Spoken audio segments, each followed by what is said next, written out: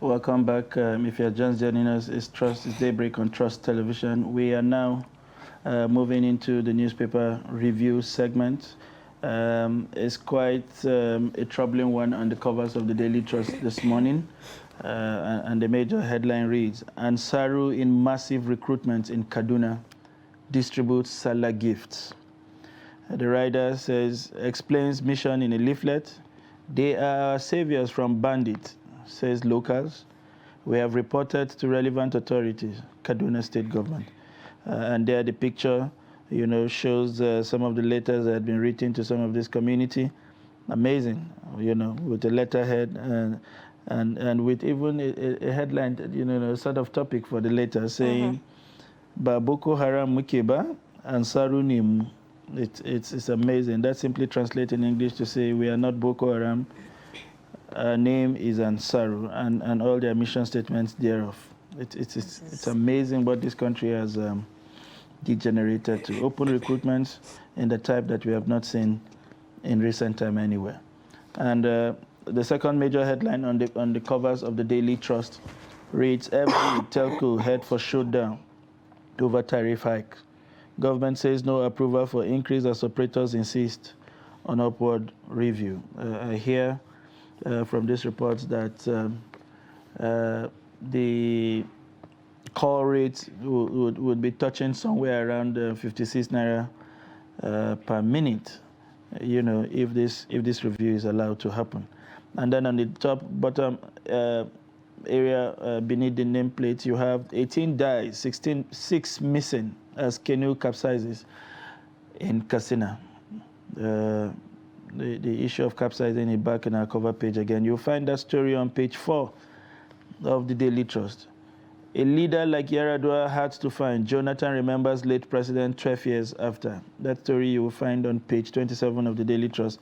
And on the right-hand corner beneath the major story, you have presidential race, APC malls consensus as numbers of aspirants swells. So we hear yesterday, Zainab, that number is touching somewhere around 20 aspirants.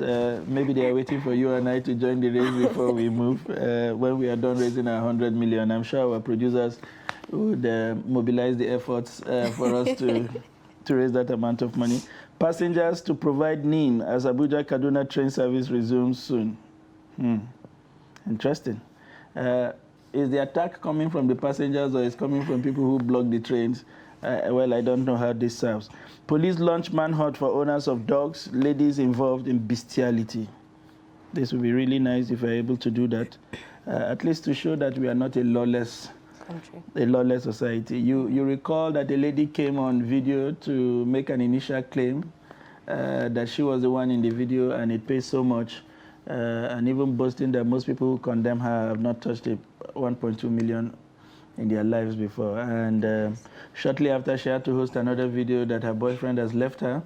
On account of that video, she was trying to catch cruise, as it were, and the cruise is now on her, as I hear. Okay. And she's making all efforts to prove that she wasn't actually the one, and that has become a problem. But I think even cases like that should be prosecuted. Truly. You don't, it's like taking ownership of crime. Even when you are not the one, you deflect the attention of the society, and whoever it was that did it would have had some ample time to escape the authority. I think she too, on account of that misleading information, should come under some kind of public prosecution. But it's also important that we arrest this kind of situation. As a matter of morals, yes, it's amazing. We are talking about youths and adolescents all finding their way to the social media. This is not something we surely want to promote. But looking at the major story again, how did you feel when you saw this letterhead? I must say this is, I don't know the word to use, but Ansaru coming out with a letterhead explicitly explaining their mission statements. And for me, the most damning for me is the one about locals saying Ansaru saved them from bandits. I was waiting to see this locals saying the government saved us from bandits. But it's sad that, I don't know, people have given up. It is. Well, nature does not abhor a vacuum, they say. If the government refuses to show up, people will look up to other things, whatever it is that is available to fill up that space. We have pockets of ungoverned spaces in our country where people do not even feel like a part of this country. And whatever is available to fill that vacuum, to give them a sense of protection and a sense of belonging, they will simply hacking onto it to the level where these communities are saying they save us from bandits. Now they can distinguish between one form of criminality and the other. And what we see clearly is that they are preferring a form of criminality to the other. So the bandits perhaps come and rustle their cows away, and the bandits go out to commit a crime, but use them as body shield. So whereas the bandit may not be attacking them, they use them for something even more grievous, because today, if the Tucanos have to be put into work, there is no way these communities would not come up as casualties, what we call collateral damage from harboring and sort of shielding these terrorists from being attacked. So they would rather that than the attack being on them, and that is what we see clearly. And the Kaduna State Authority are saying they have reported to the relevant authority. I was wondering if they are not, if they are not one of the relevant authorities, as the case may be. I mean, and to look at that later, to look at how diligent this has been. They've taken their time. They've written to the people in the language that they understand. I am looking at a logo, sort of in that letter. It shows clearly the magnitude of what we are dealing with. And truly, I think Ansari is doing this at the right time, distributing satellite gifts, given the, economic hardship, people are facing at the moment. I think they utilize this.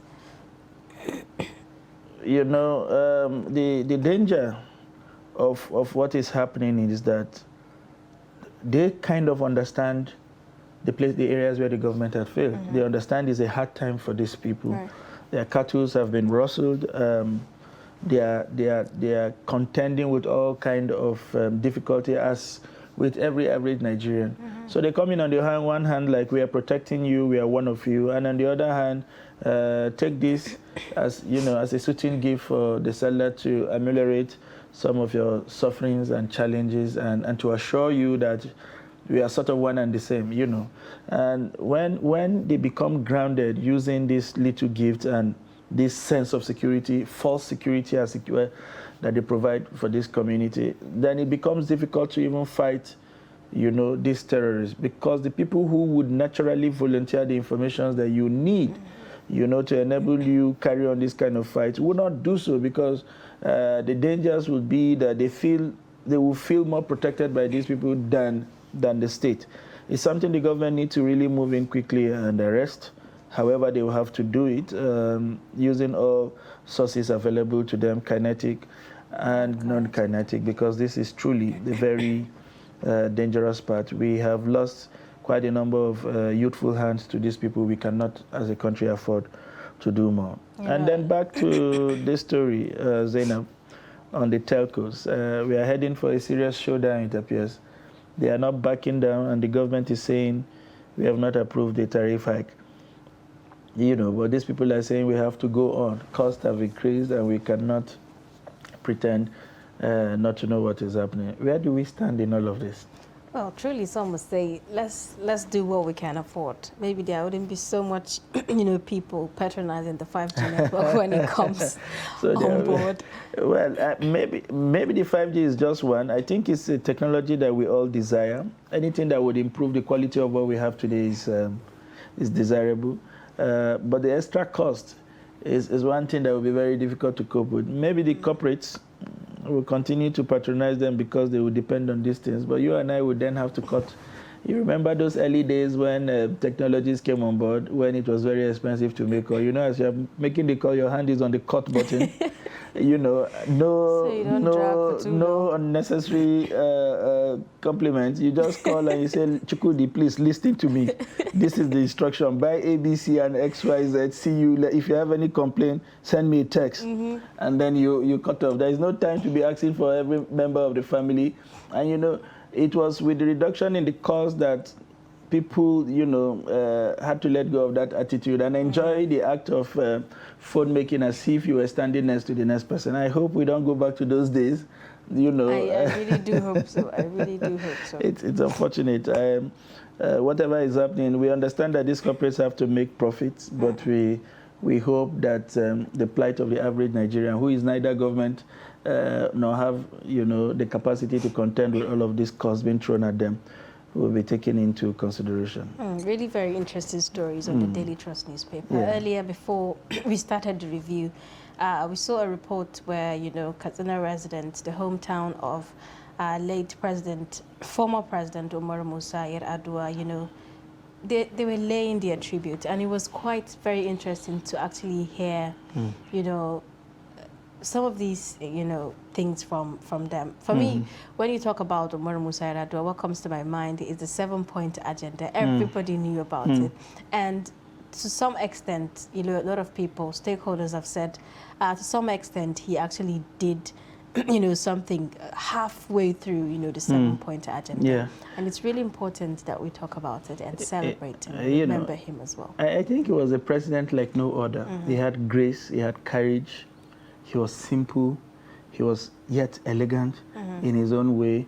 He didn't have to prove to anybody he was president. Truly. He was, if you come around him, you just feel the aura. Every time I get the opportunities to visit my parents, he talked about him with so much,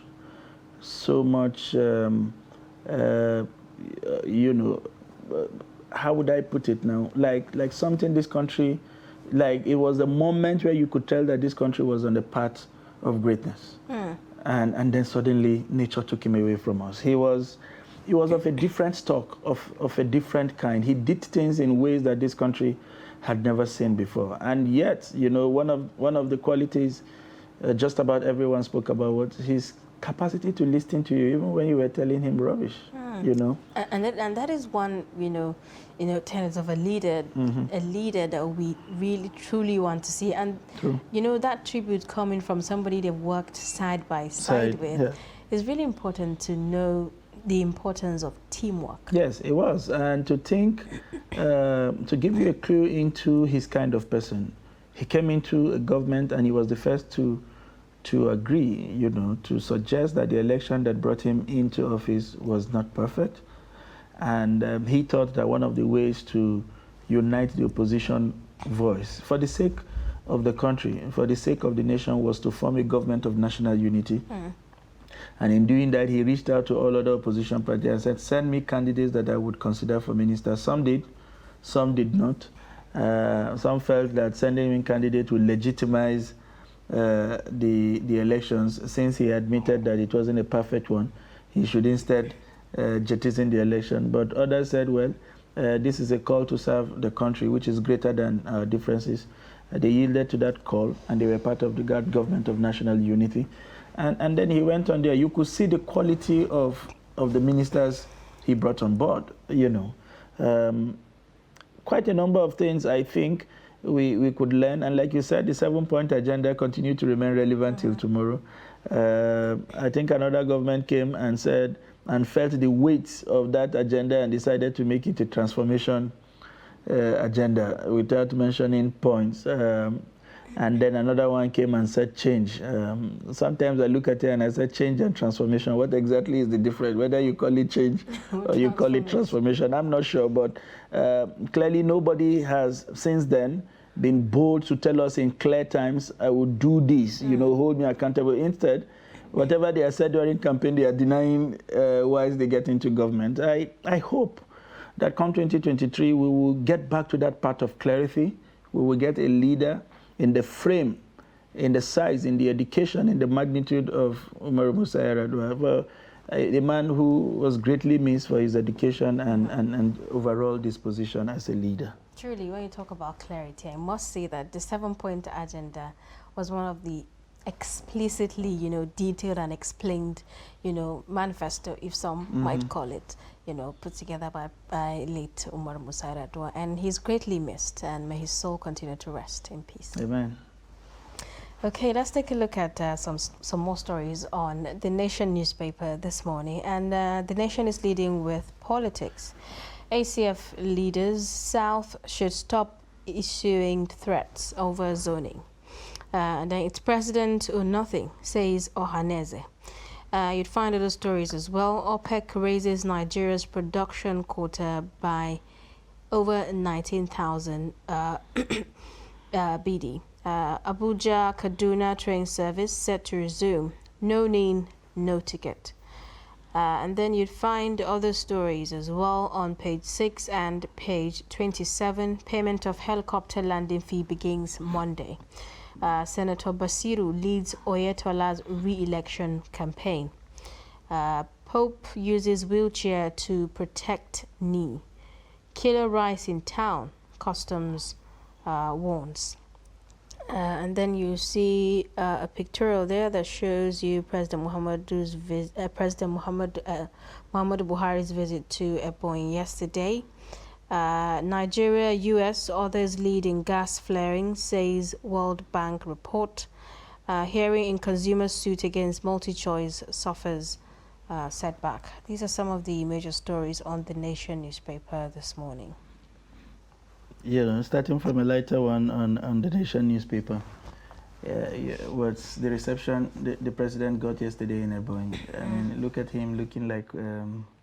I couldn't recognize him in the first place. Yesterday he looked quite different. Well, it wasn't the first time he was appearing like that, but he looked calm. It was the first time I'd seen the president in such a, if you like, sort of social gathering. Different from the atmosphere you get every time in the villa. He was relaxed, he was calm, he was watching all kinds of state reception in his honor. I wish, we had more of the presidents leaving the State House where he's sort of surrounded with all that military and whatever protection you have. Everywhere he stepped, you see them moving like there's a third world war about to go down, to a place that is a bit more relaxed, where people feel a bit more connected, where he can do the actual listening, away from where, because in the villa, every time you get there, there are 101 persons waiting to see him. But if he steps out of the villa, he feels the pulse of the people, right. And then he gets the opportunity to be entertained, and people tell him all kind of things, because there's a bit more of access to him that we see in the presidential villa. Hopefully, in the remaining days of his administration, we will see him go around a lot more, dress in the native culture of those people, and look somewhat different from the one who see in Abuja every now. But here, again, this story, the Nation newspaper is emphasizing the whole NEEM thing to jump on the train. First of all, people are already traumatized about getting on the train, even if it comes back for free. And if you make it any more difficult than it is right now, I doubt people will want to go through that hassle to begin to jump on a train. If you are not doing that for airlines, I wonder why you should do that on the train. I mean, what's the rationale? Are you then suspecting that the people who kidnapped, because we clearly have seen the narrative of that story, it was stopped by a terrorist group right on its track. It had nothing to do with the people inside. If anything, they were victims of that lack of capacity by the state to protect them while traveling on a federal corridor. So I am wondering, I would really like to understand the rationale behind asking for a name to book a train just 1 hour, 30 minutes or 2 hours down the line. If I would go through all that hassle and disclosure, going to take a long time. It's amazing. It's amazing. Another very interesting story is OPEC raising Nigeria production quota by 19,000 barrels. At about $100 per barrel, 19,000 barrels, you wonder whether it's the kind of raise that this country really needs right now. I think we are possibly looking at a raise in the quantum of 100,000 or 200,000 to make the kind of impact that we want on our balance sheet as a country. 19,000, well, it looks like some gain, but it also looks like something like a biscuit that you're offering a nation that is asking for proper food. Well, we would understand as time goes on, perhaps. And that story is carrying the picture of the former OPEC chairman, Bakindo. I don't know in what capacity. Maybe he continues to serve as part of the Nigerian representative to the Organization of Petroleum Republican Country. But that's that on the Nation newspaper. Okay, let's take a look at some more stories in the Punch newspaper. 2023 consensus plan unsettles. APC protesters warn against imposition. And then some of the riders there say aspirants number hit 30. Wow. 12 pick forms. Motion unfolds 6-point agenda. Pro-Tinubu group warns NWC VP supporters target tickets via consensus. Zoning, you have no monopoly of threat. ACF replies Southerners Akeredolu. And then you also see a pictorial there that shows you where the President Muhammadu Buhari's visits to Ebonyi State and the federal government to take over Ebonyi Medical Sciences Varsity, says President Muhammadu Buhari. And then right at the top on page 23, federal government hikes electricity tariff. Consumers condemn power sector privatization. Subscribers reject 40% tariff hike, vow to oppose telcos. And then you'd see also Nigeria, 9 others account for 75% global gas flaring. And this is according to the World Bank. Tinubu behind Sanwo-Olu, GAC insists as controversy surrounds second term bid. You'd also see the story on health. Lassa fever kills 140. NCDC alerts health workers. And then Forex remittances crashed by 48% amid dollar shortage. And this is according to the CBN. And then just below the pictorial there, you'd see customs intercept 12 trucks of imported poisonous rice. And then Lebanese detained for crushing Lagos woman. Victim undergoes 7-hour surgery. That's quite tragic. You see the details of that story on page 4 and page 5 on the Punch. And then rights violators can't get asylum. UK tells IPOB others. And that story is on page 10 on the Punch. So much on the covers of the Punch newspaper this morning to Savo. Wherever you look on the paper, there seems to be one thing being promoted or the other.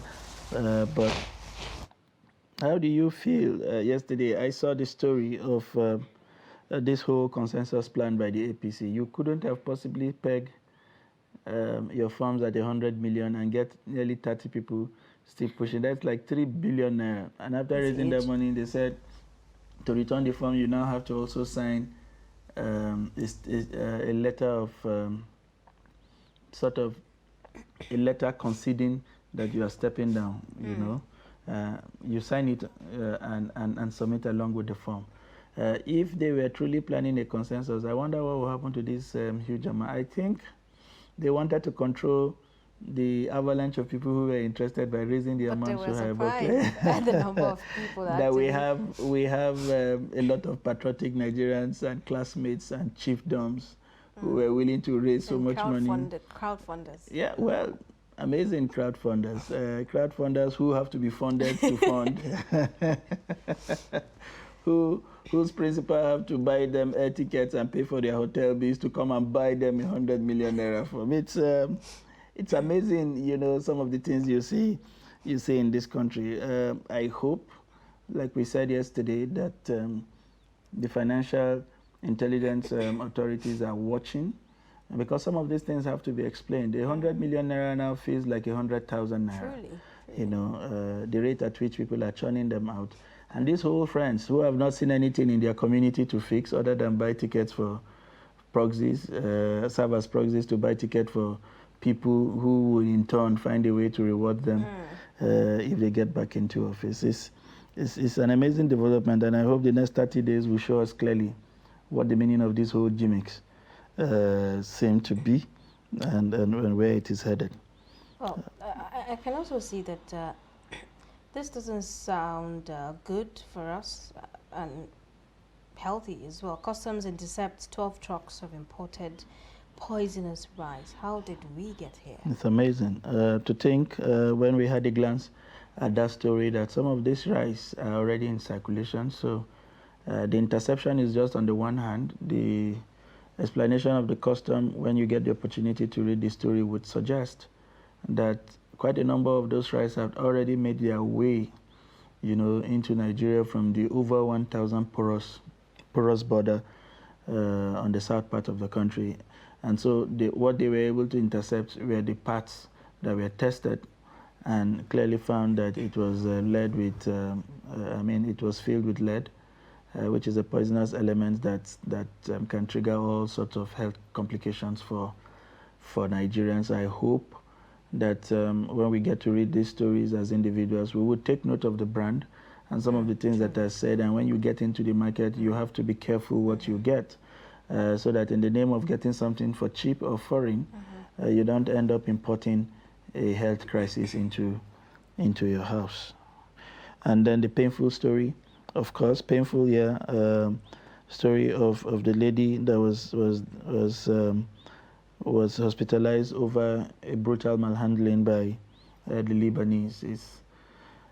Now it's not just Nigerians who are harming themselves; it's now foreigners who come in, and without rethink, causing this amount of bodily harm to a Nigerian. I hope that our authorities will be able to make some strong statements with attitude like this to show clearly that we do not condone. It's not a banana republic. As an African, you can't do this in Lebanon and go scot-free. You can't do this.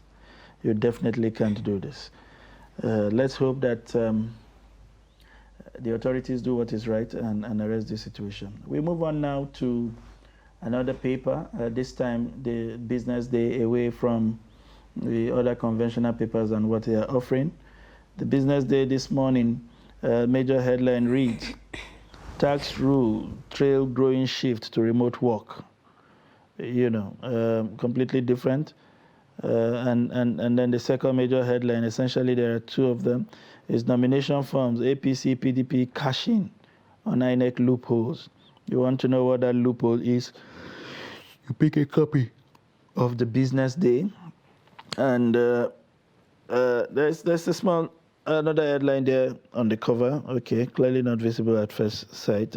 Despite $300 million trapped funds, airlines increase flight into Nigeria. Trapped fund because of the shortage of dollar to repatriate their funds out of Nigeria, I guess. Dangote Cement complete record 116 billion naira bond issuance. You find that on page 20. And manufacturers' confidence falls as problems pile up. That is by CEOs of manufacturing firms. One story we could look at here, Zainab, is the increase of flight into Nigeria, especially with the opening of the COVID of the COVID protocols. It seems that a lot of people have missed this country. Truly. People that have not had the opportunity to move around in the last 2 years. Nigeria is amazingly a country with very massive traffic, whether it is just Nigerians living and returning or even Nigerians in the diaspora wanting to touch base with family and friends. You know how most of them still come back to do their burial ceremonies, to do birthday ceremonies. You can't party anywhere bigger than than home. The ashwebis and the leagues of friends, the way we do things, the color, the food, the music. It's one thing we should be proud of. I hear the entertainment aspect of these things in Nigeria. In Lagos, one time when we did the report, was about over 100 billion naira. That is huge. I mean, those in fashion industry will make big business. Even people who merely change money for spraying around these occasions look forward to this period. And there is no dull moment at all when it comes to these kind of things. Our weddings are royals in their nature, from the family of the bride to the family of the groom, from friends of the bride to friends of the groom, from friends at workplaces to friends in school. Just name them. The parents of the bride and the groom have their own set of guests. They have their own canopy if it's an open-air event. So it's a massive industry that is supported by an open sky, the travel industry, which is aviation. So you understand why there are increased number of flights into this country. People we don't just make money. We make money to live, to enjoy, to savor the essence of life. So if we are seeing growing trends of flights into the country, I think it's explainable. You know the reason why people want to come back home and what they want to come and do when they get back here. So we look forward to it. Nomination from APC, PDP cashing on INEC loopholes. We don't know what those loopholes are exactly, but the party do not have a proper way of raising money except during elections. And I'm sure with the kind of influx of contestants we are seeing, the party will make so much money for the next 4 years. They probably don't have to worry about. They probably don't have to worry about how much they have in their coffers to go around. Really very interesting stories, I must say. But a lot of people I know have not anticipated the massive number of presidential aspirants we're having. Given the fact that 100 million in the first place, we were complaining so much about the amount, and then now over 30 or even more. There are still more coming, as we anticipate to see them come through. But well, let's just see how this pans out. It's amazing. I think if you're not careful, just about everybody in this country will be an aspirant. And then we start working back from there. I'm not sure whether it is the institution that has been cheapened or it is the aspiration of people that has grown so much. Whichever it is, let's see how in the next 1 month, as we approach the deadline, because INEC was saying yesterday that there will be no shifting of that deadline. Let's see how they zero into a single candidate. At some point, I became confused. Now even pastors are joining the race. People who I'm sure in the last 2 weeks were not thinking about running for the president are now in the race. They are picking up their phone, even ahead of politicians who have been dancing. So, well, let's see where this whole thing leads to. Okay, well, that is that on our first segment of the newspaper review. Now let's take a look at Daily Hustle, where we show you how Nigerians are struggling on a daily basis.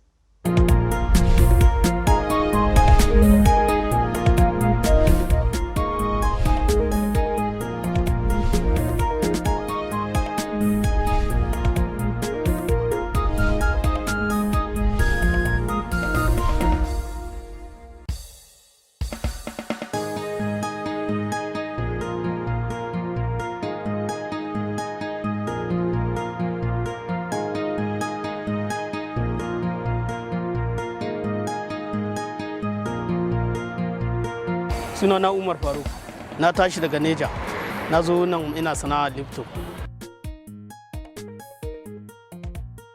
Na tashi dai farko iyayena sun kai ni makaranta ta boko, na je na fara firamare. Ana nan kuma na zo na ƙara firamare, na zo kuma ni koma ina yin makaranta allo ina yi, to har mahaifina ya rasu. Da mahaifina ya rasu, to duk wani ɗan tallafi da nake ɗan samu kuma ya zan ba na samu.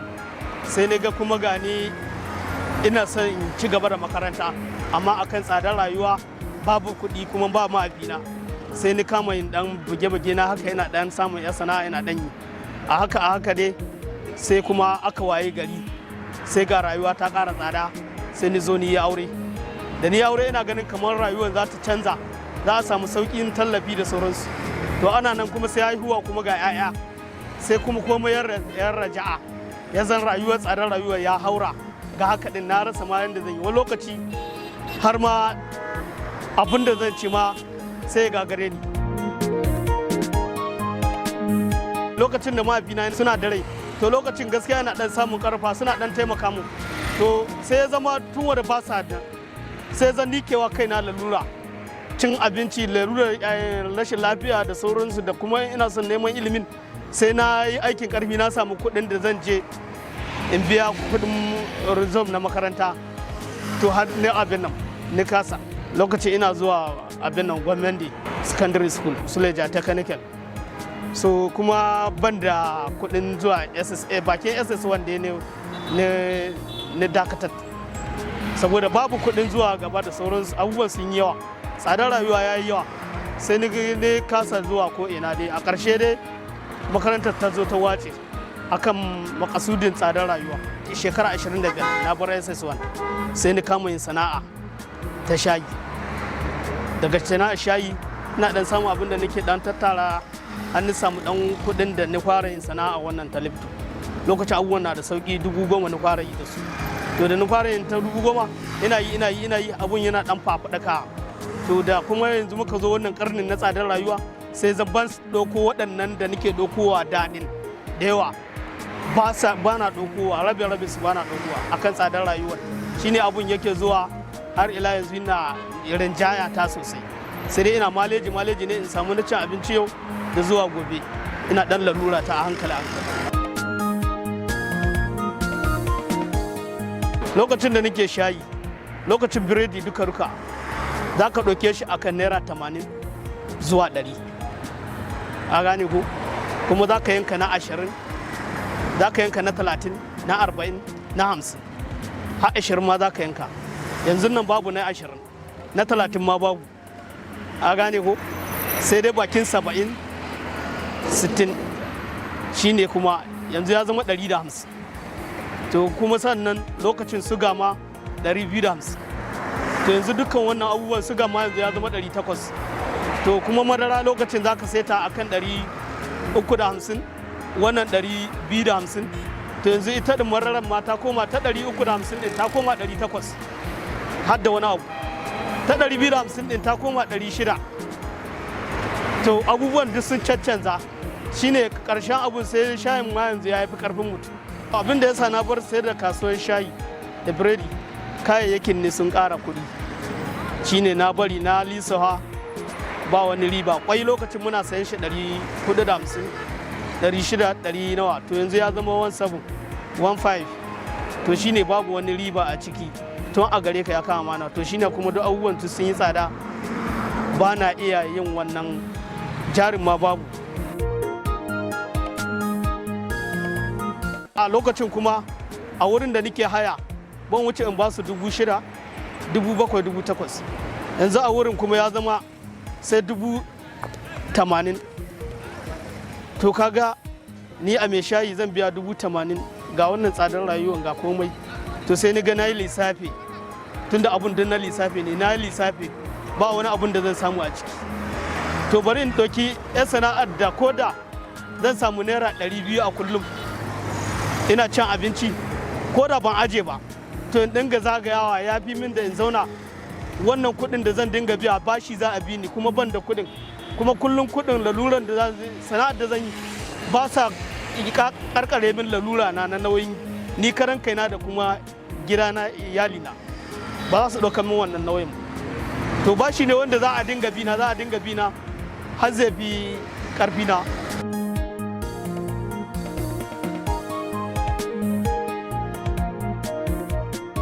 Yanzu da na bar sayar da shayi sai ni kama ya duka aka dinga bani, ina dan sassara, ina dan zuzuwa. Ni ya ni sai wani aboki na ya jawo ni, ina dinga bani, ina dinga sayarwa, ina dan samun abinci. Ba wai asalin jari na bane, ka gane ma'ana?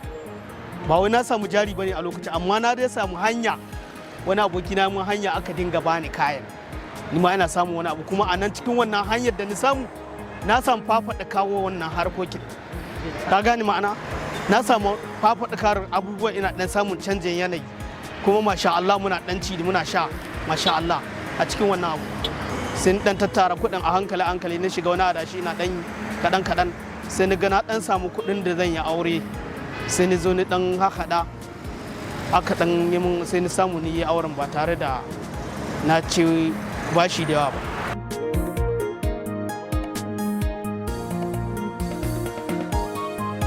Da safe idan na fito sai zuwa yamma in na samu wannan kuɗin sai in tura musu 1,000, sai in ce su dan saya abincin kafin in dawo. Ina yawo ne, ina kai ma wannan in dan bashi a wannan lifto, ina bashi akan 400, ni ma ina cin 50, wani lokaci in ci 60, wani lokaci in ci 40, sai in ba su ma akan sari, su ma sai su bani kuɗi na. Sai in wuce in je inda wannan shi ma in bashi, shi ma ya ɗauki 2 ko 3, 4, 5. A haka nake dan kakkalata, nake dan samu abin da na ciyar da yarana da kuma kuɗin makarantar da yaran da suke zuwa.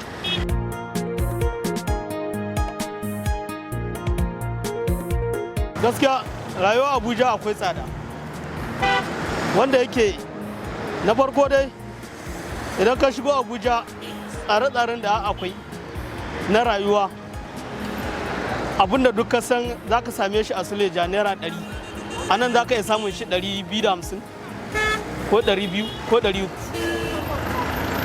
To amma kuma duka da yake yadda za ka samu kuɗi nan ba ya ɗaya kuma da Suleja shafshaf za ka same nan yadda za ka same ya shafshaf, sai dai kuma tsadar rayuwar nan da can za ka tafi za ka kashe kuɗi, wanda a Suleja za a yi ɗaukar ka naira 50, to anan za a yi ɗaukar ka naira 100 ne. Kwana na Abuja gaskiya wani mai shago ne muke samu idan ya gama kasuwa ko da zai kai 12, to sai ya tashi sai ya bamu mu dan kwanta, gari ya waye sai mu abin nan sai mu fita a tsadar rayuwar da muke ciki gaskiya. Dan ni ba zan iya kama daki a yanda nake tallan nan in kama daki in ce in dinga kwana ba a cikin Abuja, dan ya fi karfi na wallahi gaskiya. Daki kusan 100,000 kuma in biya kuma in kama a wannan sana'a gaskiya ba zan iya ba, sai dai in bari in ya gama sana'a te ya tattara har karfe nawa, ko da ina jin bacci zan iya ta hakuri har sai ya gama ya tashi, sannan zo in dan laba bisa benci nike kwana sai in kwanta.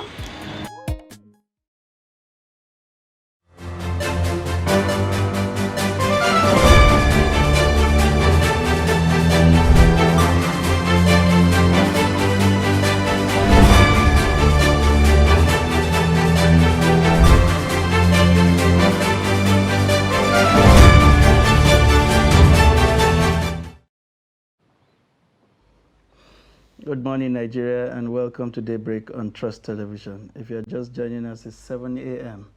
I am Sunday Michael Ogo. And I am Zainab Bala. Thank you so much for joining us. The headlines. Many killed, one killed and many missing in ISWAP attack on Chibok community. Jonathan remembers late President Musa Yar'Adua 12 years after. Adamawa police arrest 14 robbery suspects, recover items. Now the news in detail. No fewer than 9 villagers have been killed and a military base set ablaze when Islamic State of West Africa province ISWAP fighters attacked Kautakari village in Chibok local government area of Borno State. It was gathered that the insurgents stormed the village in their large numbers at about 7 p.m. on Tuesday and opened fire on the people. A member of the Civilian Joint Task Force said, "We have recovered 8 bodies from the scene of the attack on our village. Many are still unaccounted for as they are missing. The military here has been burnt down and some residential homes equally torched." Former President Goodluck Jonathan has described his predecessor, late Umaru Musa Yar'Adua, as a selfless leader and a peacemaker. Jonathan said this in a tribute shared on his social media account on Thursday titled President Yar'Adua 12 years after. After Yar'Adua's death, his deputy Goodluck Jonathan mounted the saddle to complete his 4 years, after which he did another 1 term for the South-South zone. Jonathan, in the tribute, said the late former president was a servant leader, a good man who is hard to find. The Adamawa State Police Command has arrested 14 notorious criminals terrorizing residents of Yola North and Yola South local government areas. The police in Adamawa, following its sustained efforts to rid the state of crime and improve public safety, burst the activities of the crime syndicate, which also led to the recovery of 1 Audi vehicle, 6 computer sets and 2 television sets, hard drugs, among others. The suspects, during their interrogations, confessed to committing offences which ranged from house-to-house robberies within Yola North and South local government areas, as well as the rustling of 34 cows, among other crimes. The new Commissioner of Police in Adamawa State, Sikiru Akande, had, while resuming his duty post, pledged to rid the state of criminal elements. Now that is that on the newspaper headline this morning. We will take a short breather, and when we return, we'll have our guest in the studio to look at what the newspaper headlines are saying this morning. Please stay with us. But in a situation where you find that a person look at the same, not necessarily tribal or regional. but I have said that.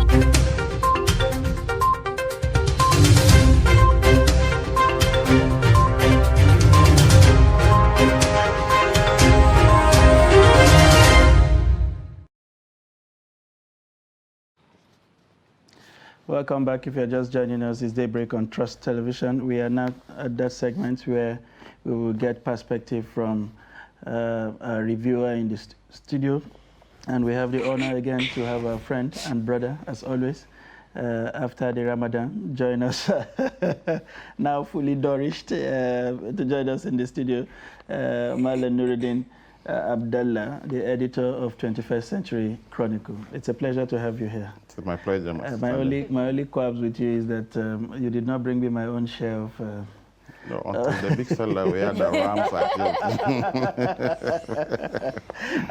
I thought the sharing would start from the chicken before it gets to the ram. But it's a pleasure always. We are happy that we had one celebration that was devoid of any... Well, there were negative stories, but not directly attributed to the incidents. Sure. We thank God for what was a hitch-free celebration. And we look forward to more. We hope that our daily lives, not just about festivity, will be as quiet as we saw during the Eid celebration. Once again, welcome to the studio. We will begin with the Daily Trust as usual. The major one here, it's the developments in Kaduna, where Daily Trust is telling us this morning that Ansaru is in a massive recruitment in Kaduna, distributes Salah gifts. I'm sure you did not get part of those gifts, definitely. Explains mission in a leaflet. They are our saviors from bandit, says the locals. We have reported to relevant authorities, says the Kaduna State government. And here, on the cover of the Daily Trust, you have that letter from Ansaru, properly documented letterhead, you know, explaining their mission statements. I'd like to get your take on what you think about this. Yeah, I think this is expected. Some years back, when the bloodthirsty Abubakar Shekau was killed by the Ansaru faction, we celebrated because Shekau was a madman, even among the terrorists. But what many Nigerians, including maybe the security agencies, maybe they don't say in the open, is that Ansaru are deadlier. Why is this? Because they are part of the global terror ecosystem. Shekau is a isolated madman, that unleashes terror on this part of the country. But the Ansaru that took over from him are part of the global terror ecosystem. Their modus operandi differs from what Shekau was doing. In fact, that was why they have to eliminate him. If you look at their way of doing things, when they take over places, like in the communities, they don't kill civilians as Shekau used to do. Their only problem, they say, is the security agencies. And if you are found to be an informant of the security agency, you'll be publicly prosecuted and likely maybe executed. They place young men on salaries. They give people choices. You can leave, you can stay.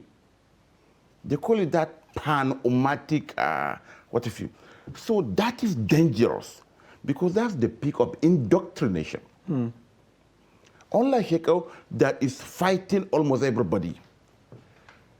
The Ansaru faction doesn't do that. This seems to give the public, particularly those communities who are ravaged by this war, a sense of hope. And because of the religiosity of most Nigerians, you understand, we seem to believe on it. So it's the same thing they have been doing in the South, in the Northeast. They may not be launching large-scale attacks like we used to have during the Shekau barbaric days. But now they have more recruits. Some of the communities have confidence in them because there is a total absence of governance. Absolutely. No police, no soldiers, no what have you. You understand? So when they came here, it's the same drive. You remember 2 years ago that there were pictures that they conducted an Eid within the Niger area. Many people dismiss it. And now with the banditry, with the large-scale attacks by Kachala, Turji, Dogo Giade, Baleri, and what have you, people now don't rely on the government institutions.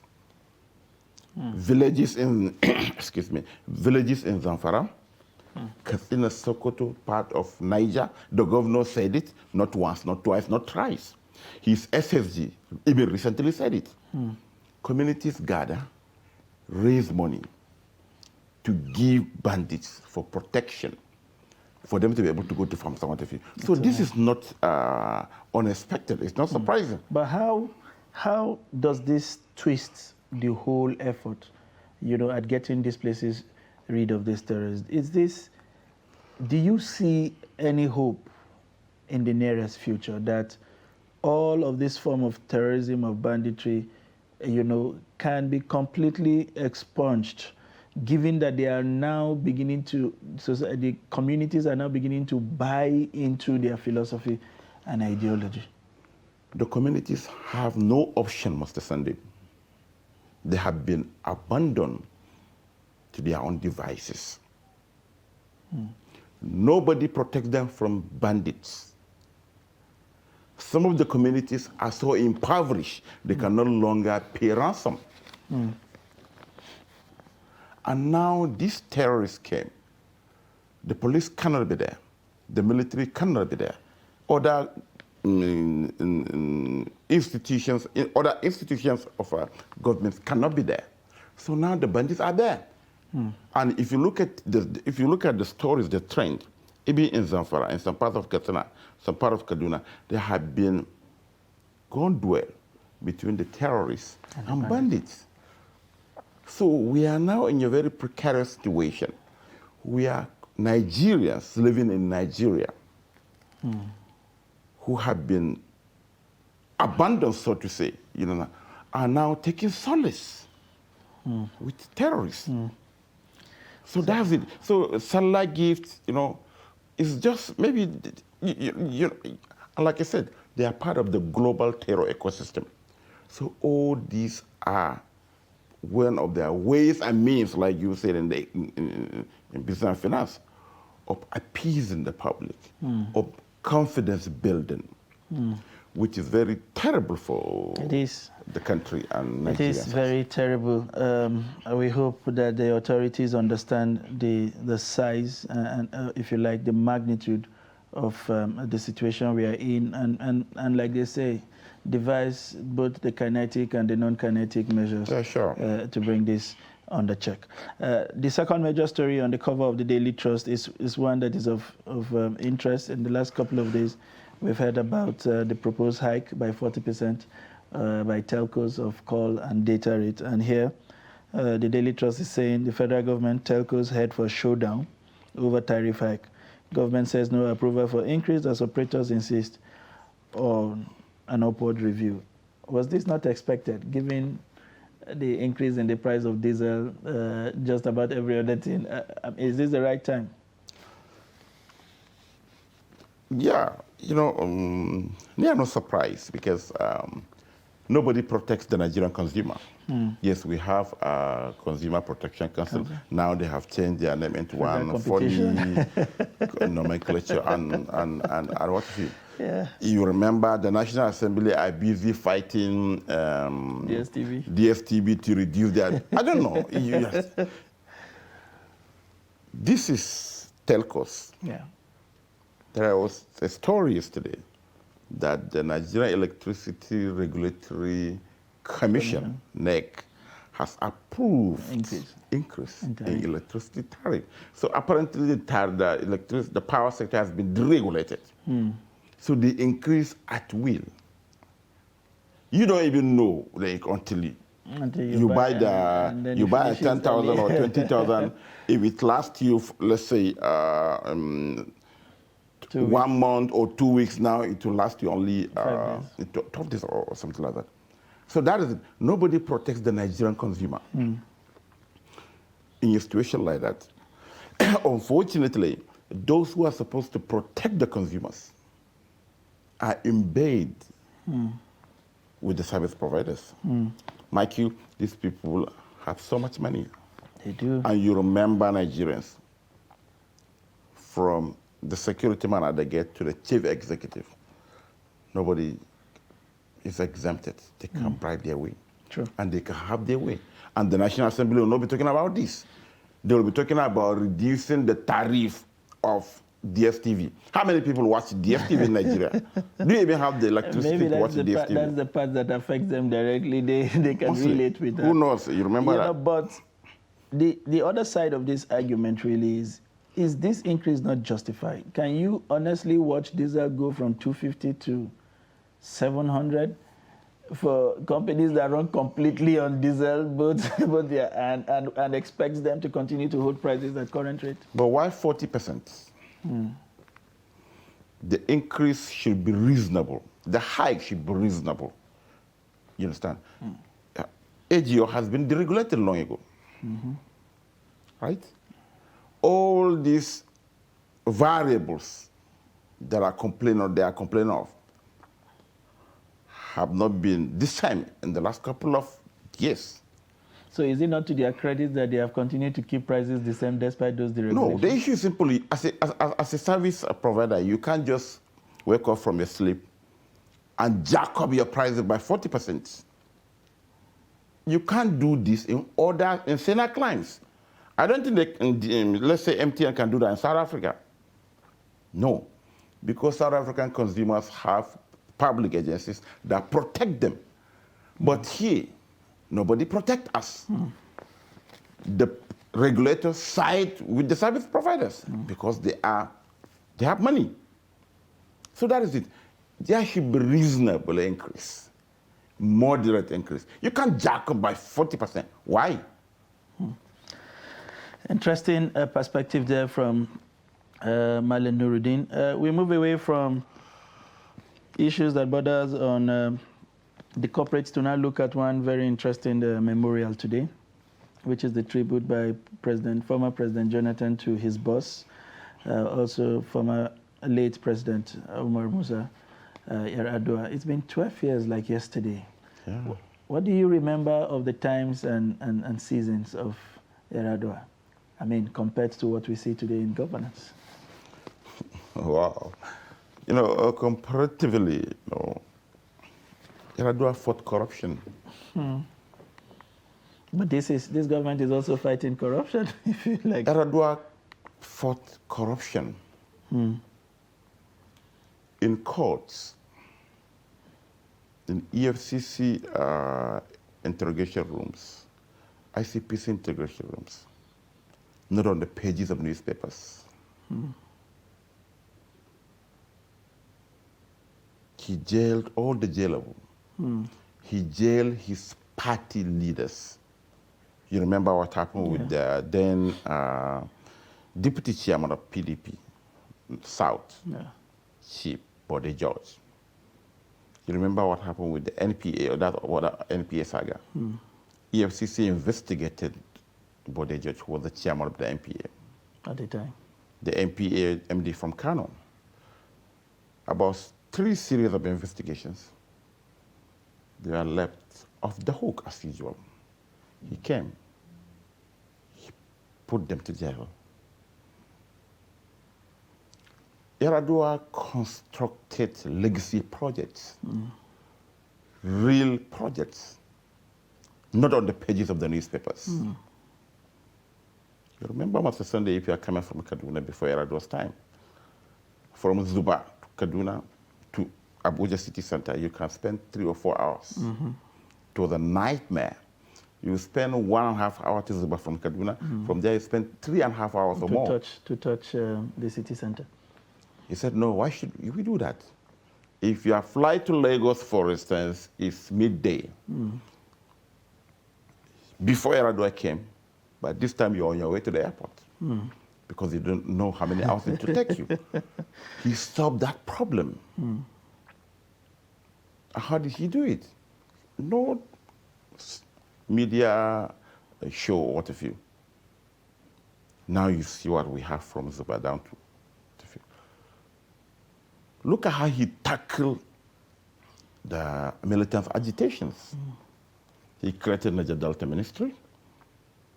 He started amnesty program. He let all these Niger Delta warlords drop their arms. He started even training the former militants. So there are so many things that we can remember. Nigerians, we remember. And he did all these things within 2 years. Unfortunately, he took ill. He eventually died. If, for instance, Erado had done 8 years, I think there are some people that wouldn't have been even smell power by now. It would have been a different ballgame. His agenda was not to fight corruption, but he fought corruption. And look at what he came. A very humble and honest man. During his swearing in at the Eagle Square, he admitted that the election that brought him to power was flawed, and he instituted the OAS committee to reform the electoral system.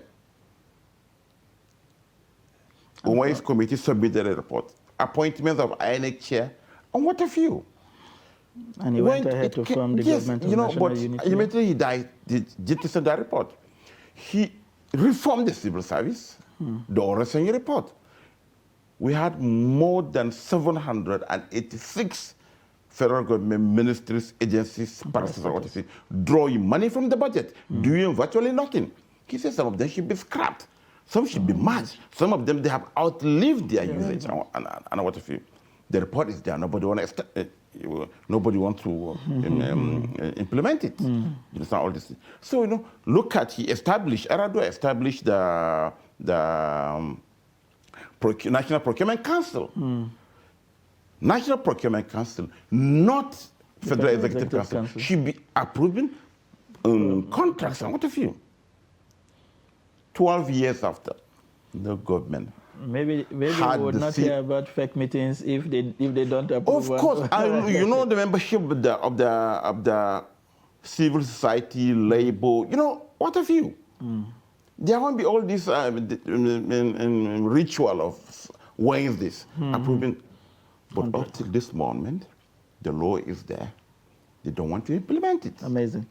So that's Erado for you. Yeah. And we'll be really missing him. What a short and eventful period it was in the life of Nigeria. It felt like one leader, every Nigerian would have wished God gave us a bit more time with.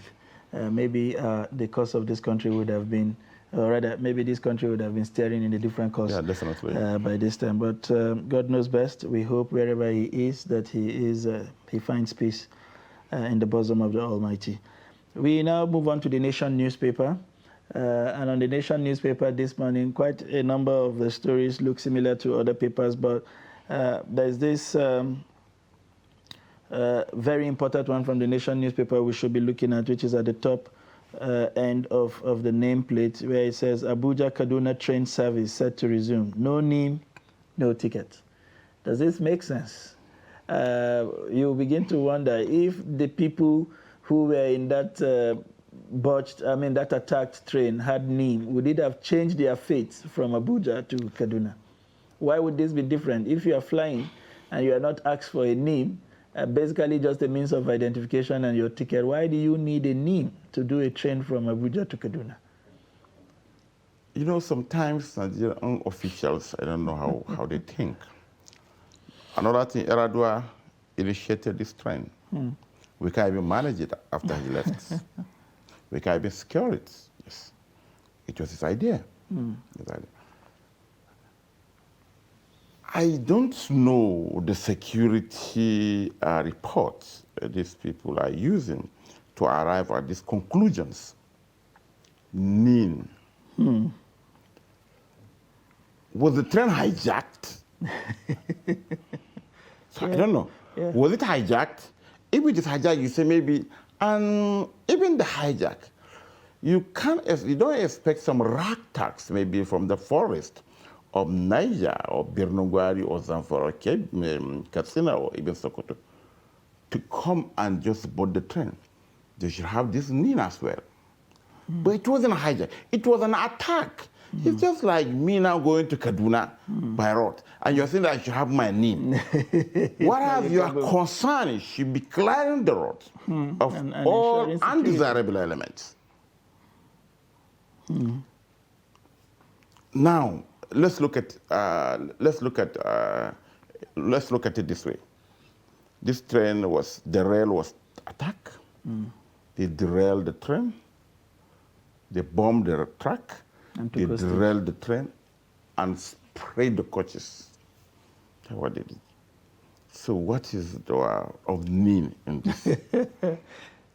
You know, we're so obsessed with this NIN thing since Pantami brought it.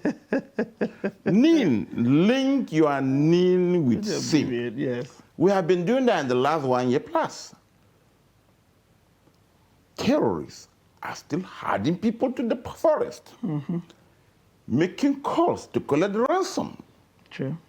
So I don't understand. And now, because of that NIN obsession, the railway station, what we need is, what are we going to get vigilante to secure the tracks? It's less than 200 kilometers.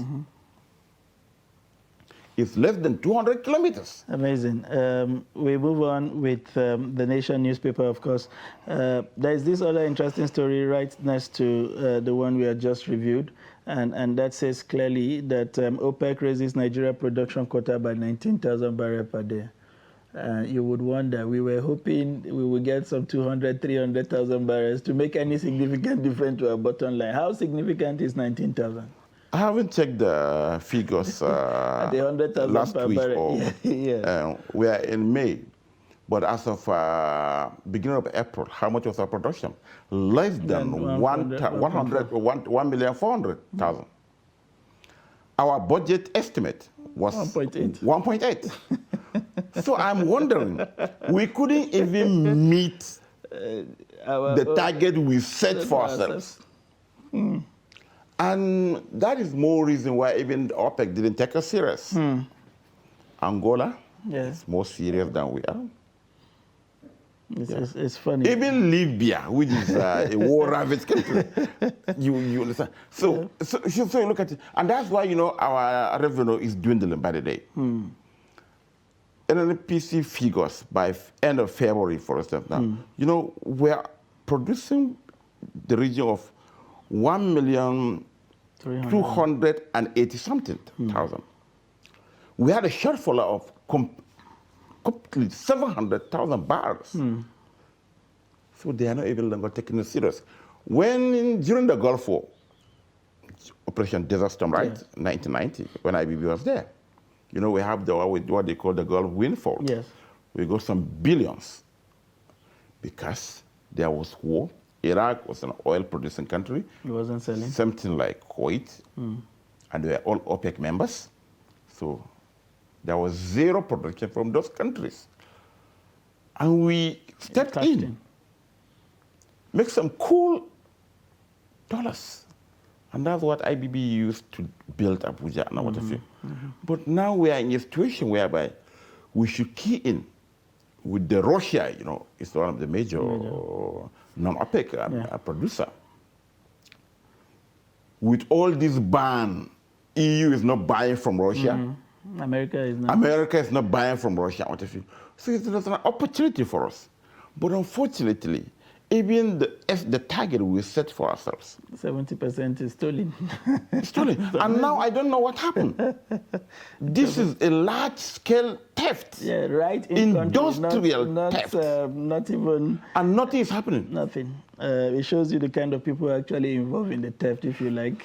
So apparently, if you look at it, they are no longer those ragtag. No, obviously. I mean, to bust the pipeline and reconnect it and get those. Where do you even find the buyers? They are not available in Ladipo market or in Garki or Wuse markets, to say the least. We haven't seen any person prosecuted or arrested, or even a naval officer arrested for negligence or connivance. But we keep seeing the president giving directive that you must bring these thieves to book. Has that become a tradition? They no longer take the president's directive as anything serious.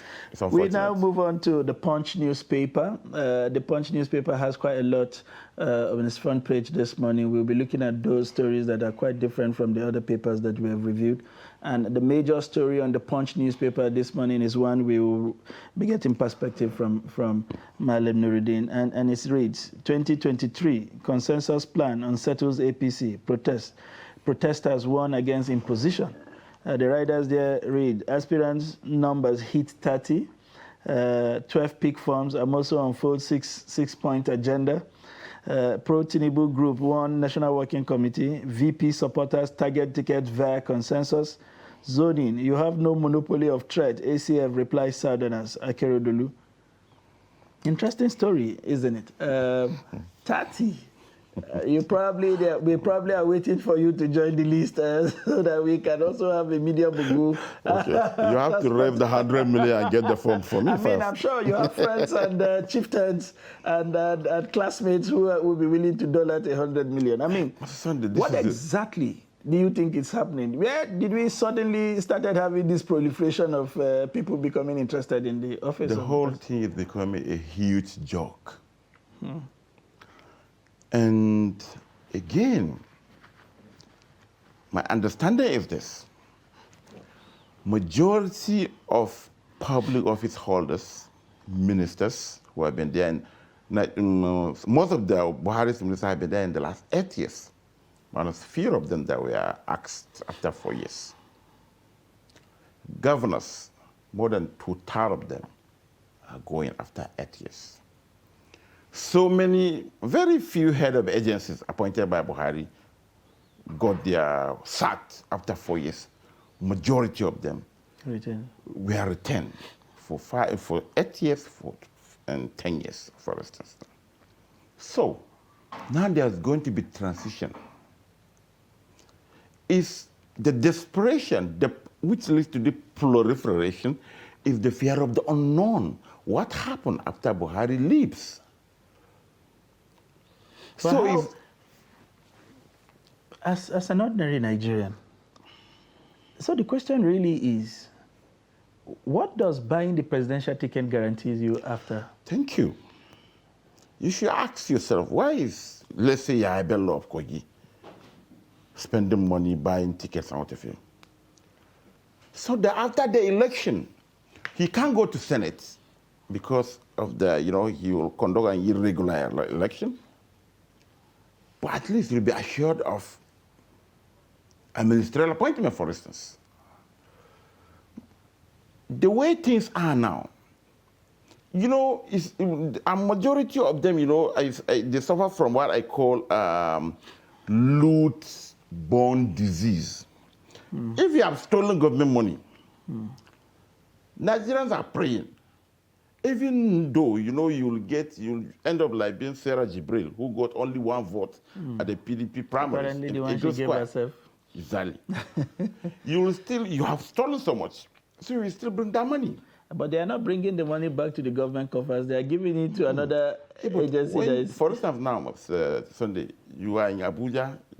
The last time your people in your constituency saw you maybe like 4 years. And now election is around the corner. And now you want to contest. So it is their time to get their own.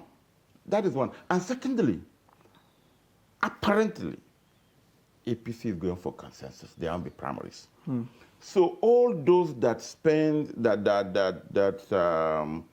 bought forms 100 million must be settled. Ministerial appointments, head of agencies, or even automatic tickets. Oshimole wants to go to Senate from Edo, but his commissioners rose against him, and he quickly jumped and upgraded, picked a form, 100 million. And upgraded his subscription. So now, if for instance they want to pick Tinubu or Sibanjo or even Jonathan, for instance, the constellation for Oshimole, for instance, is automatic ticket for the Senate. But then who has joined the fray? Okay, So, Badru, yeah, we play, we'll give you a ministerial appointment. So what would you give to the likes of the pulpit people turning politicians? Tunde Bakari picked his form yesterday. Would it be the chief prayer man at the State House? Or what do you have? What befits? So that is it. Under Buhari, access to public funds become very easy. You can eat in the Nigerian context for 8 years, provided you don't make you'll be there. Amazing. So that is it. So now this thing is ending. So they have to plot the graph post-Buhari administration. And that's why, they are desperately looking for straw, for any straw to catch. Maybe by the ballot now, at the end of, they will have, let's say, maybe like more than 100 presidential aspirants. Yeah, exactly. I mean, at the level at which 30 plus, if you join with PDP, with all other political parties, maybe we'll have up to maybe 100 or so. And the confusion is, so now they want to even bring Jonathan, they want to do this, they have forgotten. Imposition will lead to implosion. And implosion will lead to defeat of that particular party. Particularly, they are 30 now. If maybe Buhari used hegemonic ways to impose a candidate, like they did in 2015. Majority of Jonathan's people did anti-party activities. Yes, obviously. So you understand? So the ruling party collapsed. So it is so possible. And look at states. States now, they have been there, some governors have been there, they have operated like Fiaros. They did all they wanted to do at will. And now they are exiting. And now they want to install their stooges. And it was, and in the States sometimes it's blind loyalty, 101%. So, even among the boys, we saw it happen, let's say in Kano in 2011. Shekaro, he picked Sagir Take, and his other boys were angry. And they did anti-party and came back. Adam Miles did the same thing in Bauchi in 2007. So that's the dilemma. So now this desperation, buying, some are even buying 2 tickets. You buy for Senate, you buy for president. It is called not putting your eggs in one basket, Malin. So we move on, still with the Punch newspaper. Another story of interest on the Punch newspaper would be one from page 19. Right violators cannot get asylum, UK tells IPOBs and others. I mean, how do you explain some of the kind of crimes that we see in the Southeast and then run up to this foreign government and seek asylum? From who? From being a prosecutor or being prosecuted? Is the UK right to have given this verdict? Yes, the volume of violence, and particularly 2020 last year, and what came on to this actually is horrendous in the sense that if, for instance, as Nigerians have the right to agitate, even to conduct referendum, you understand? But it shouldn't be through violent means. But the volume of violence, which is apparently, executed by the military wing of IPOB, which is the East Net Security Network, and look at even just last week, a couple who are military men were stopped, shot. The woman was raped in front of her fiancé, shot and beheaded, and they recorded the video and shared it online. An ASP was equally killed some days ago. That's right. And they took away his manhood. So you can see even how gory the situation is. And the international community are watching all this. True. And they have the reports. So even if, for instance, it is not, let's say, the original mandate of IPOB to do this, but the East Security Network, which is a military wing, has gone rogue. And the massive destruction of public institutions, police stations, now anything on site, military, or security. It's taken down. INEC and any symbol of federal authority now has been threatened. Look at what Ibn Saud is saying. No elections, no what if you sit at home order. Yeah. I don't know how, a self-inflicting activities. That's right. They're for the same people that are agitating to liberate. So it is not surprising that the UK, has been observing this. They have their reports, first-hand report, and they took the decision. Yeah, then moving on to the Blueprint newspaper. The Blueprint newspaper is our next stop. The major headline there reads, presidential ticket, impose Jonathan lose 2023 election, APC North-South coalition warns, says it is self-indicting to return ex-president. Oshibajo, Amechi, Bakare, Nnamani, 12 others pick ticket. 95 governorship aspirants too. That's at 50 million naira. That's massive. Amusun declares, releases 6-point agenda. You have up to June 3rd to conclude primaries. INEC remind politicians. And further down from the major headlines, you will find illicit drugs. Beware of transactions with Benin Republic. CBN warns banks. There with the short picture of Governor Godwin Emefiele. We also have other headlines on the Blueprint newspaper. FG stopped paying our salaries, decries ASU. You'll find that on page 8. Man who killed Ekiti monarch to die by hanging. That you'll find on page 9. Ex-permanent secretary Ilo backs 12 years jail term, forfeits $97.3 million. $139,000, 10,000 pounds to the federal government. You find that story on page 7. FG sends 200 young farmers to Israel, Morocco for greenhouse farming. That's on page 23. You are creating problem for our successors, Buhari tells Umahi. Interesting. That's on page 13. Regulators seek fresh ideas for stable financial system, NDIC. And right below the nameplate, you have 2023 PDP buying time on zoning, shifts neck, caucus meeting to May 11th. No region can go it alone, Diri tells Southerners. Bala attacks other aspirants on humility.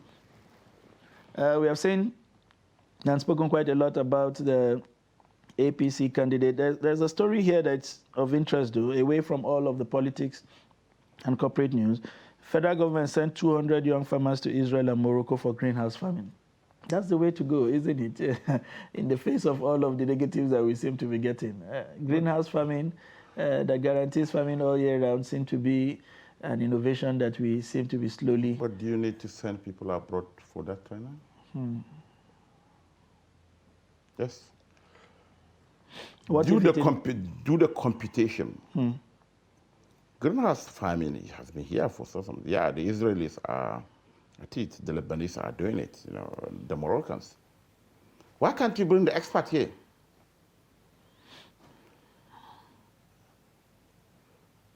If you are to bring the experts here with the available fields here, you can train 1,000 or more.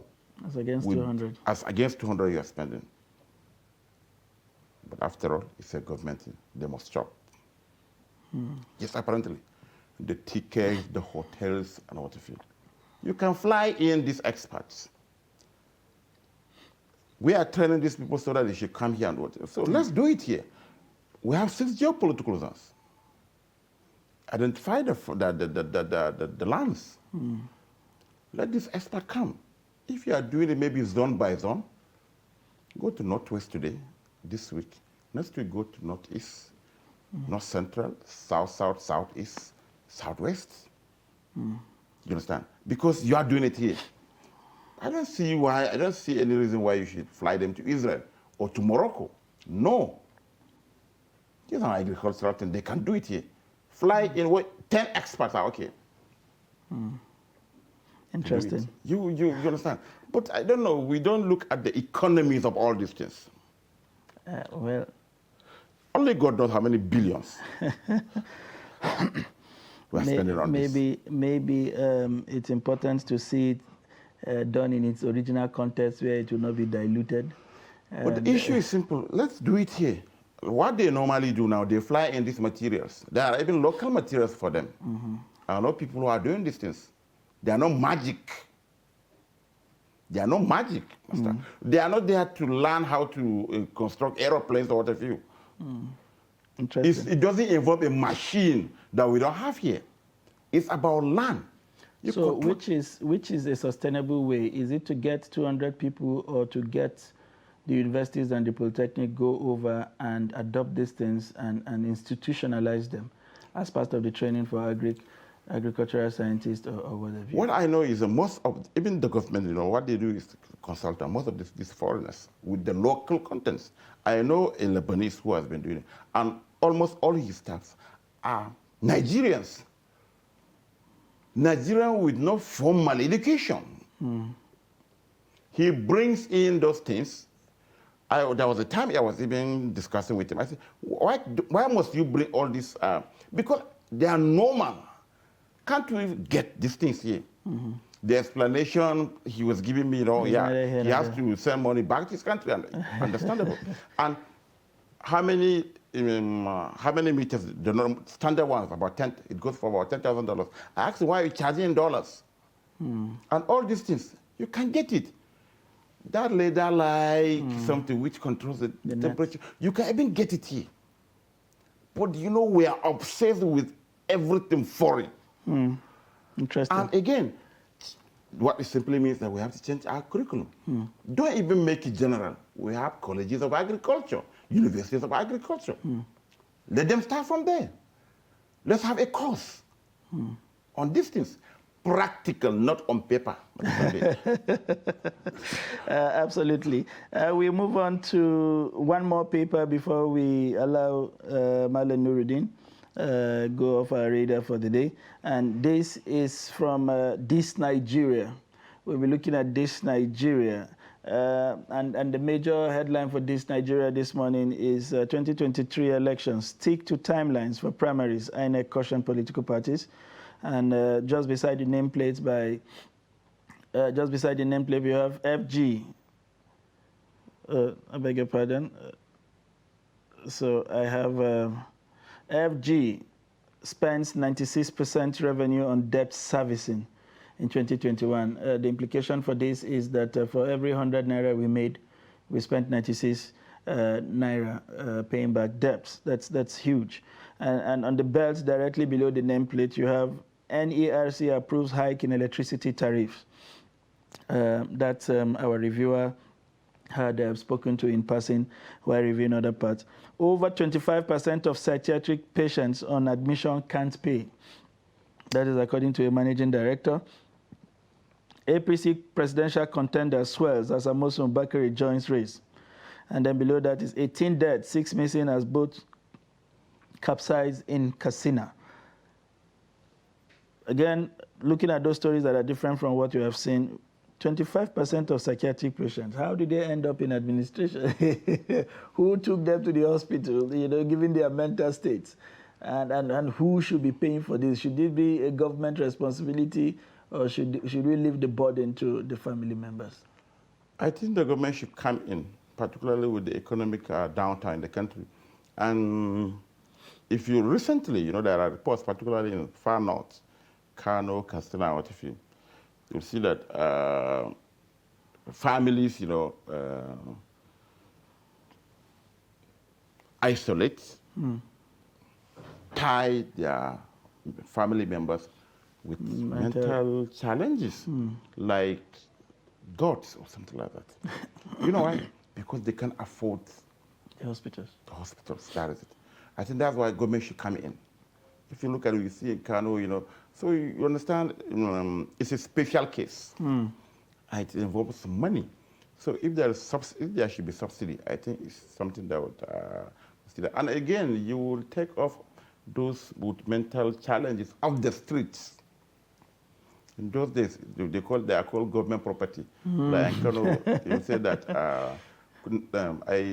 Nasarikini, you understand, go to the emirs or the traditional, he eats from there. But if, for instance, we have facilities now, that take care of them. And there should be subsidies, actually, like, if not, they'll end up in the streets. The family members cannot even maintain those who are stable. Let alone Those who are mentally challenged. That's why sometimes they take that crudest approach. They tie them, in dehumanize the most dehumanized way. I want to feel.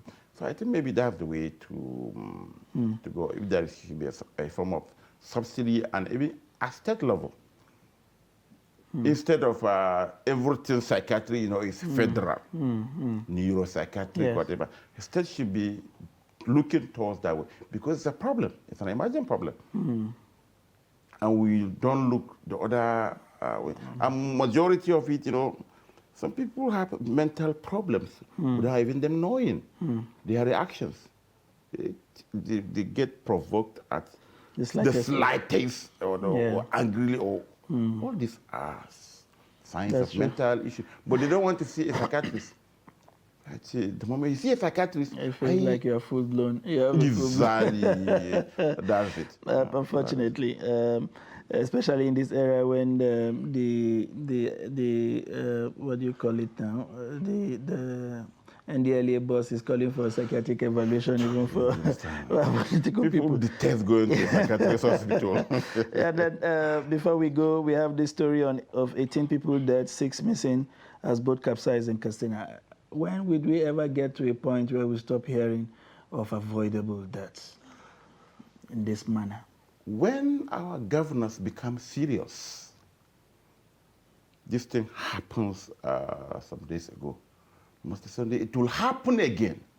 No measure, I assure you, has been taken. Let's wait from Niger again. It has been a recurring dismal in Kano. What does it mean?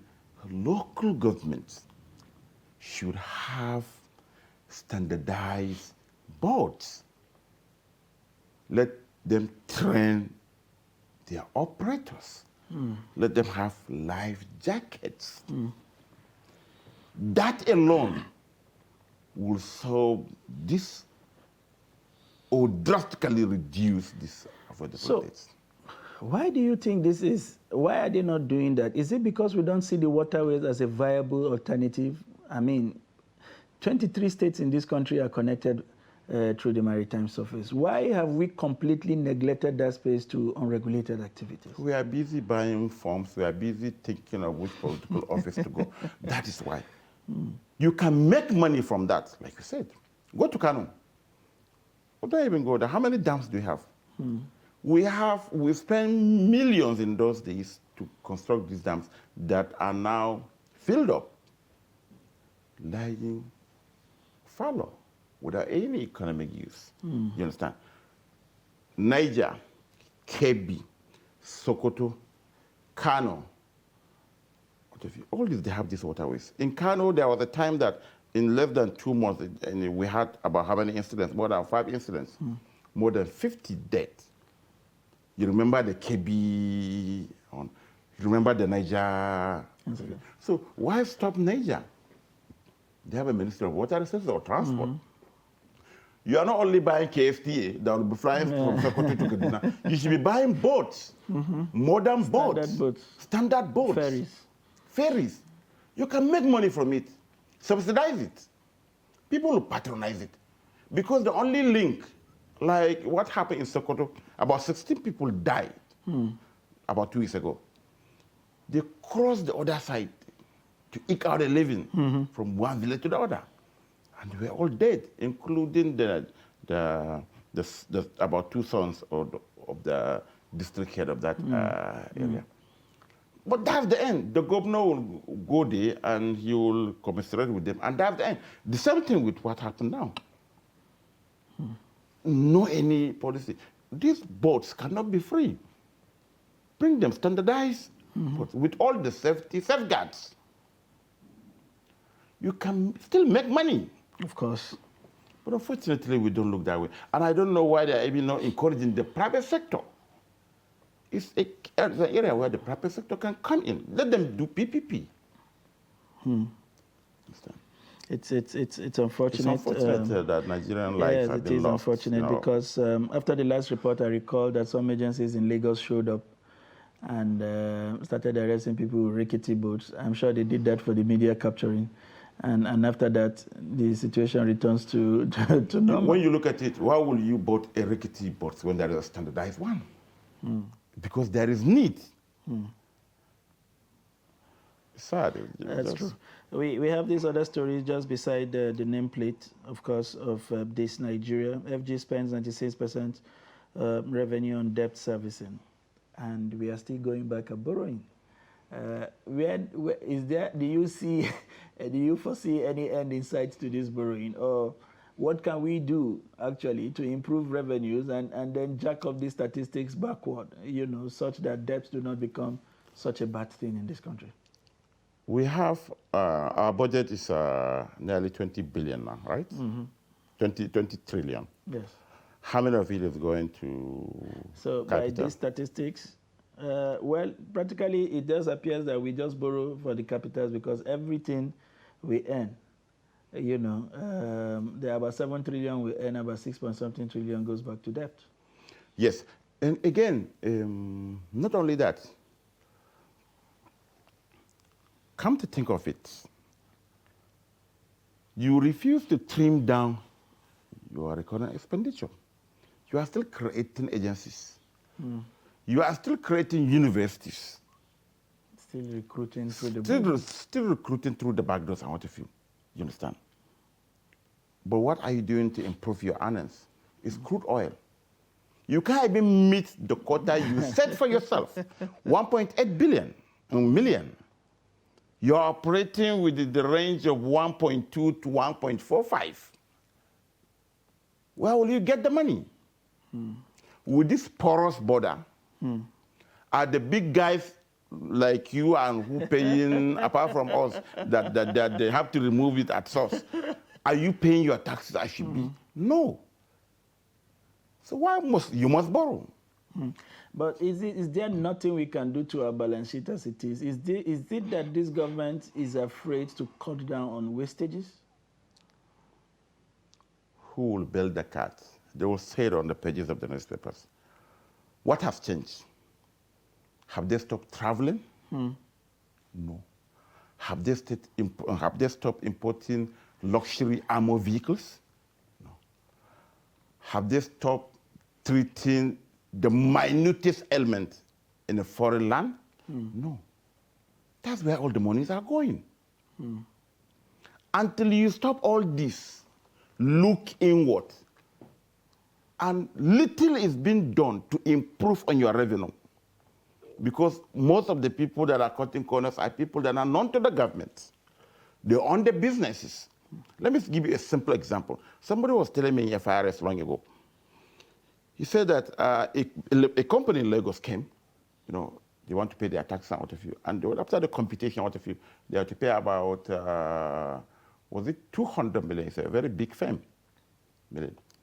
Then the guy in charge sent his officers to go and do he believed that they have tampered with their records and what have you. So he sent his people. Without telling them that these people brought this. When they came, they cut it down to about 20 million, about 50 million, trying to cut a deal about 50 million with the. When you was telling me, it was terrible. Tax evasion, under taxing and what have you. So that's the problem. You are still importing vehicles. Who are those importing? The big guys. Even though there is a monetization process. Orosanya report, I don't know why they are afraid of that report. Proliferation of agencies doing the same thing. We have the police, you have EFCC, you have ICPC. You created civil defense, what do you call it, NESDC to protect pipelines and cables. Now you want to create another, is it Peace Corps? You created hunters. Why can't you improve the police? It's amazing. So that's it. You have to improve the police. Recruitment, manpower, training, hardware, you are good to go. True. What a fitting way to bring this conversation to a wrap. It's been wonderful talking to Malam Nuruddin Abdallah, the editor of 21st Century Chronicle. It's always a pleasure to have you here. Thank you very Malam much, Nuruddin. Pastor I wish you a very fruitful and productive Friday as you step out of the studio. This is where we draw the curtains on the newspaper review this morning on Daybreak on Trust Television. But in a situation where you find that a person look like this, Not necessarily tribal or regional. but I have said that